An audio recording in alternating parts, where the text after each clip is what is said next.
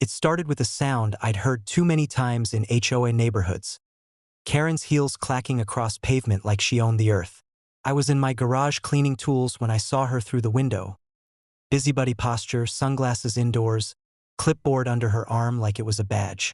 She strutted right up to my wife's SUV in the driveway and started pressing buttons on a key fob like she was unlocking her own car. I stepped outside.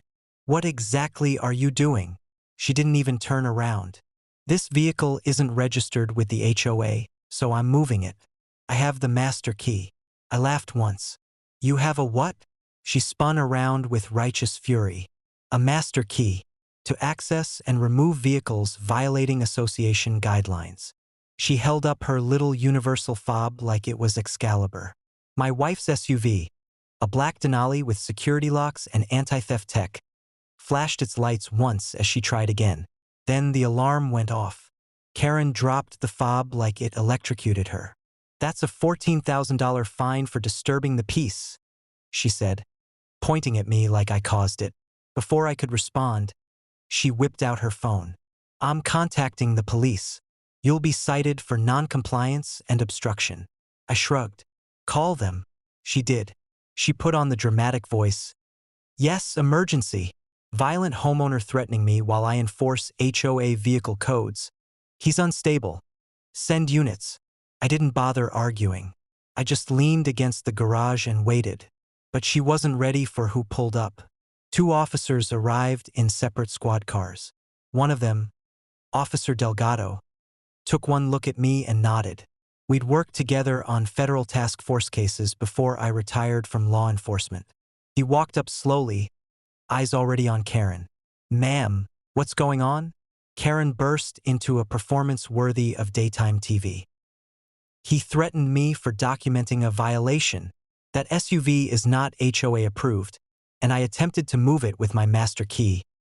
Delgado cut her off. "You tried to unlock his car? It's not his," she snapped.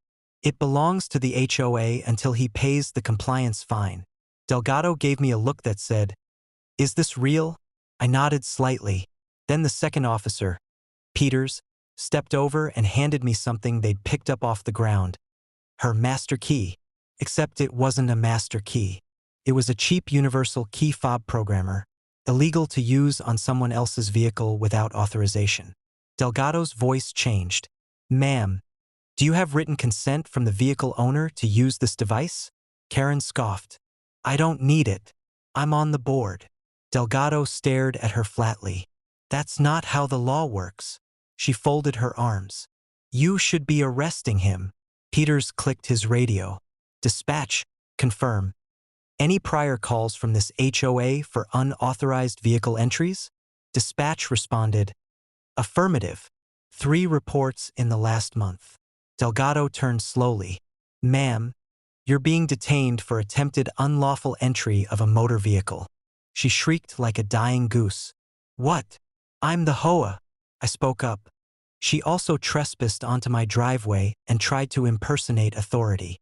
Delgado cuffed her while she wailed threats about lawsuits, neighborhood bylaws, and power she hasn't even used yet. They read her rights while she screamed at my mailbox for existing. But here's where it gets perfect. My wife finally pulled up. She'd been at the store. She stepped out of the Denali with a bag of groceries and complete confusion. Karen lost her mind. "That's illegal. She's not on the vehicle list." Delgado looked at my wife. "Ma'am, you own this vehicle?" "Yes," she said, handing over her registration. "Is there a problem?" Peters held up the fake master key. "This woman claimed she had the right to rekey your vehicle and remove it." My wife blinked, then smirked. "Oh, she picked the wrong SUV." Karen, still in cuffs, barked, "I will have your jobs." Delgado didn't even turn around. "Unlikely. Your HOA doesn't outrank the sheriff's department." They loaded her into the squad car while neighbors peeked from windows. Later that night, we found out the best detail yet. She'd been using HOA funds to buy those knockoff master keys for board members, to start towing cars she didn't like. Now she's facing charges for attempted unlawful entry of a vehicle, possession of illegal key programming equipment, false emergency reporting trespassing, harassment, and per state law. Convicted board members lose all HOA authority permanently. The next morning, I saw the HOA vice president placing a for sale sign in her yard. I waved. He didn't wave back.